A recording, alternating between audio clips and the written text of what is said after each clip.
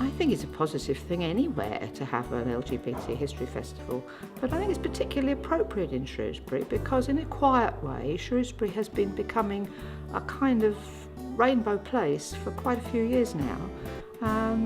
It's not one of the great metropolises, it's not one of the places with a huge gay village, but I think slowly but surely people are coming to think, yeah, Shrewsbury, that's a good place to be gay.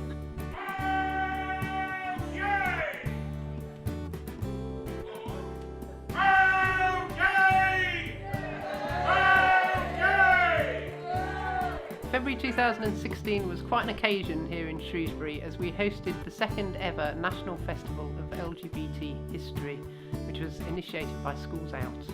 We instigated LGBT History Month in 2005 and launched our first national festival last year in Manchester.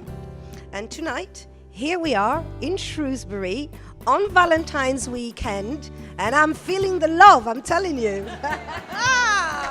This year's festival had regional hubs held in York, Manchester, London, Bristol and Newcastle, and in Shrewsbury, the only one that isn't a city.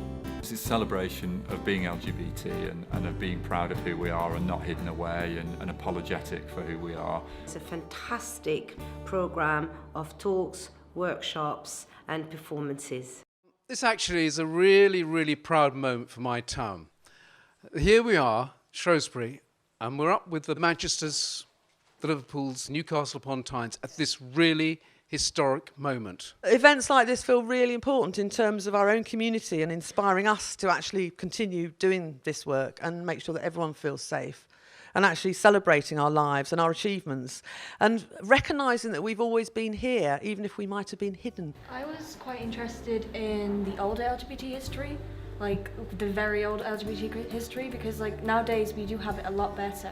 But in the past it was illegal to be gay or lesbian or bi, so people had to hide it, and I just was interested in how they survived and how they lived.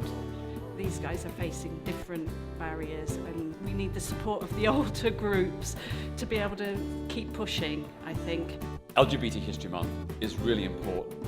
Having knowledge of our history can not only create awareness, but also can inspire and empower us. We can draw on the lessons of the past to build on and create success in the future. But what's great about festivals like this, it celebrates the cultural diversity, it lets people know that there are lots of different types of people in a smaller area. Certainly for me personally, I found that learning about other people has helped me come to terms with myself a lot more. So I think it's really important for other young people, especially in Shrewsbury, to know that there is stuff going on.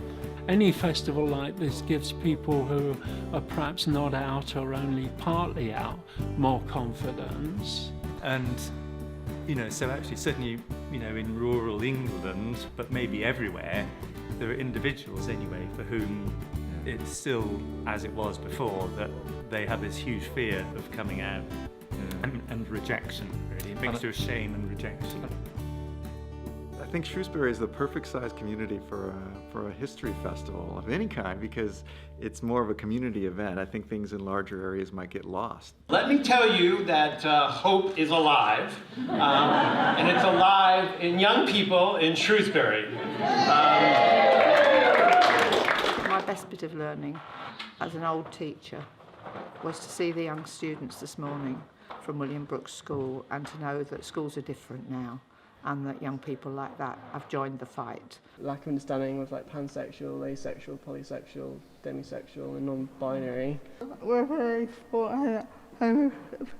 homophobia was a fear or not, and obviously it's not. You've shown that when young people themselves take the initiative, it really does make a difference and gets results. I've been particularly amazed and awed by the work being done in local schools. Not only just profiling LGBTI issues, but also doing research.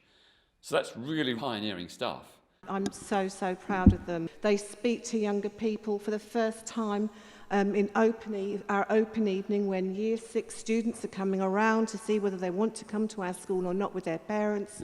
the students had a stand, an LGBT stand, saying, you know what, we accept disability, LGBT, black, white, we accept everybody. And it was right out there for parents and young children to see. And so from this little acorn, there is a massive tree, a massive tree. And I don't think they realise it. You know, this has been a privilege, an absolute privilege. Thank you. I've been with Stuart today in some of the schools, which has been really interesting. We went to Millbrae School this morning, talked to 500 school kids. And then we went to New College Telford this afternoon and 200. And Peter Tatchell, I think, spoke to 200 this afternoon. So today, almost 1,000 young people in Shropshire have had some kind of input and some interesting thoughts and experiences. So it feels really positive. It's important to me because it's nice to know that people were fighting for my rights before I actually knew they needed fighting for. Because when I was younger, none of this existed to me. It was completely oblivious. It's only when I went to college and started being around people who were like me that I was able to become more open about who I was, and also learning about all these wonderful events that I could go to express who I was and to learn more about people fighting to be who they want to be. So thank you very much. I was asked if I was sad that my uncle didn't get to see a day when there's all these LGBT elected officials and people have come before him, or even, you know, could your uncle have imagined in Shrewsbury that you'd be out talking to schools or that we'd be out celebrating? And my answer is always the same, absolutely. He did see this. He dreamed of it, which gave him the courage to take those bullets. He dreamed of each of you, and that's what gave him the courage to put forth his life, knowing that it would be taken. That message that rang out, his tape-recorded message, let the bullets that smashed through my brain smash through every closet door. Let these bullets take down everyone's mask. Let it bring forth our authenticity. He dreamed of this day, so he absolutely saw it, and he's so pleased that you are here supporting LGBT history. And it's important that we remember our LGBT history and share that with other people, because it might give them hope for the future, especially our young people like Lauren here today. And it's important that we celebrate things like this today, because all of the actions that have happened previously are really important. They inform not just LGBT rights, but civil rights and human rights. The completely unexpected thing last night was we had two mayors here. We had the mayor of Shrewsbury, but also from nearby Telford. Yeah. But also, what a find, he happens to be mayor of Telford this year, and actually he, on the basis of what was best for the child, he approved adoption by a gay couple for the first time ever in this country in the 1980s. Unknown to me, I had became the first justice in the United Kingdom to use the 1985 Children's Act, which said the welfare of the child is paramount, to make an adoption order for a gay couple. A lad that they've been looking after. Yeah, that was complete. That was a round of applause straight away. I wasn't expecting to see him or hear that story. Which that was just quite great. moving, really, wasn't it? Yeah. Over the weekend, we heard a series of presentations, including things like 10 Years of Sparkling in Manchester, No Secret Anymore, The Lives of Older Lesbians, the impact of religion on sexuality and gender in the Black British community, and more, including one on the launch night from Dr. Emma Vickers from Liverpool John Moores University. I run one of the only courses on LGBT history in the UK at John Moores, and my research tends to look at minorities in the British Armed Forces. And when I was an undergraduate at Lancaster, I was reading brief accounts of same-sex desire in the British Armed Forces that hinged on themes like deprivation and criminality, and which essentially wrote out the existence of same-sex desire as a wartime aberration, or limited to prisoner of war camps, or as a consequence of contemporary desperate academics imposing same-sex desire on the past and stretching the truth.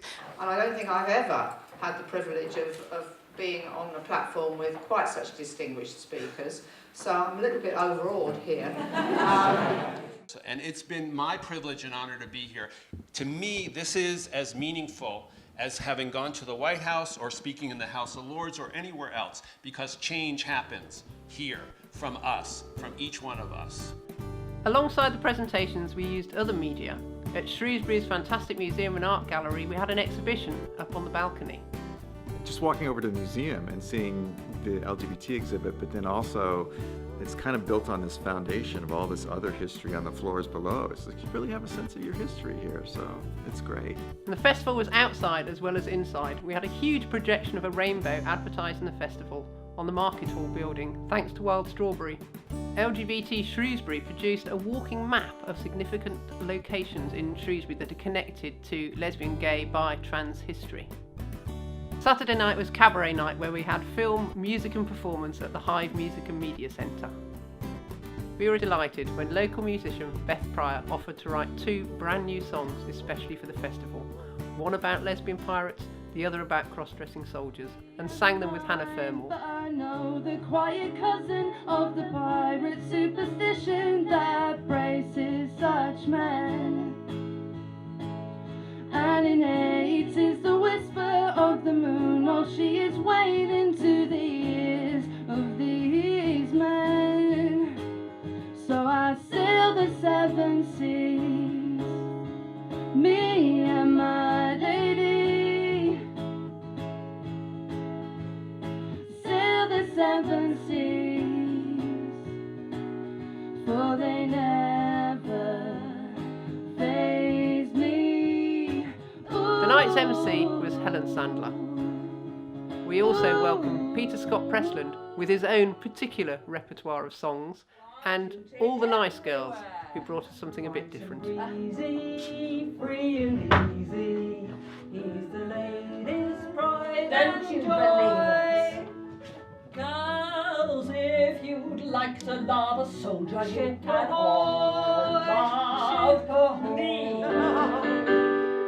Glad to be gay, and I want an echo. I'm going to split you down the middle. It's panto season, okay? So over this side and that side. So glad to be gay, echo. Glad to be gay, and then again. Glad to be gay, echo. Glad to be gay, and then all together. Traveling gay cabaret. The event has been really gone down well. You never know, right? I don't think the organizers even knew. Stu Maddox came over from San Francisco to screen his film Real in the Closet, which pulls together archival clips from LGBT people's home movies. They sure have a track record of success with other stuff, so it felt like it was a pretty sure bet to come all the way over and check it out. And on Sunday, we enjoyed The Times of Harvey Milk, introduced by his nephew Stuart Milk, and what an occasion. It was an absolute sellout and had a standing ovation at the end. I'm just totally and utterly overwhelmed. We've had an amazing weekend. It's actually surpassed all our expectations. It's been really interesting. I think I've certainly learnt a lot about history of LGBT people, which I wasn't really aware of much of the history before now. My wish would be that we'll all be here again next year. It's a really great credit to the organisers that we've got an event here in Shrewsbury that has actually made a really big local impact. On the 18th of April 2016, a local organisation called SAND, Safe Ageing No Discrimination, voted to adopt the festival as a project to ensure its future, and we're really looking forward to the next few years.